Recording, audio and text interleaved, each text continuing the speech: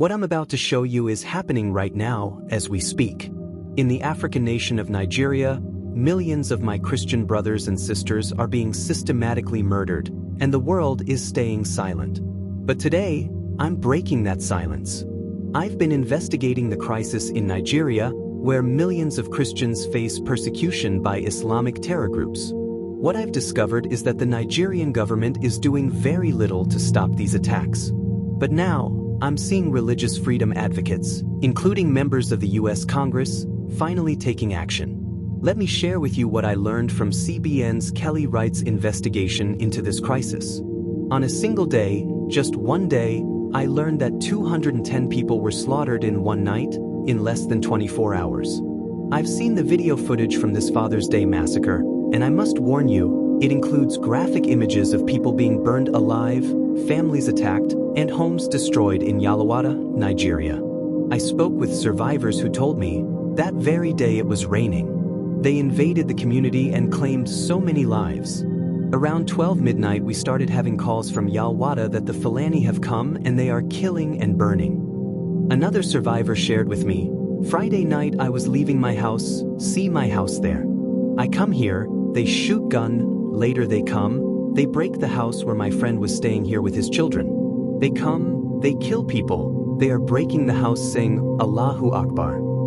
These first-hand accounts I gathered describe the ongoing atrocities in a terror campaign to eradicate Nigeria's Christians. I interviewed Judd Saul, a filmmaker and missionary who organized equipping the persecuted. He highlighted a documentary as a way to sound the alarm, telling me, we need to fight this thing threefold. 1. America as a government needs to get involved with very little, I'm talking very little, of our resources. If we just did the very little bit of aggressive foreign policy, throw some sanctions, whatever it takes, I think we can put a significant dent in this and stop this.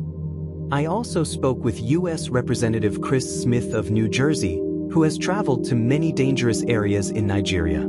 He's introduced a resolution in Congress to help stop attacks fueled by religious hatred. He told me, there has been an exponential increase in attacks on Christians and some Muslims, but Christians in particular, Protestants, evangelicals, Catholics. They're firebombing their churches. The Fulani are killing them with absolute impunity. Smith continued, I've called on the government in Abuja and the president several times to do what governments do, law enforcement. Use the military if you have to, but stop this genocide and do it now. The resolution I reviewed points to Nigeria's government apparent open border policy that allows almost free access to the country. Fulani militants and ISIS-linked extremist groups from neighboring countries take advantage of this policy to carry out mass murder, rape, and kidnappings. Smith explained to me, I'm also calling on President Trump to reissue, which he did in his first term, the designation of country of particular concern. That then gives the president wide latitude to impose sanctions. It's an excellent tool when it's used properly. It gets the attention of all the policymakers, in this case in Abuja. It says, we're not kidding. During a White House press briefing, I personally asked Press Secretary Caroline Levitt about the crisis in Nigeria. Do you know if there's any action that the president will take? She responded, I'm not tracking a call between the president and the head of Nigeria. I know the president wholeheartedly condemns the persecution of Christians or frankly of people of any faith all over the world, but I don't have any updates for you in terms of sanctions in this part of the world.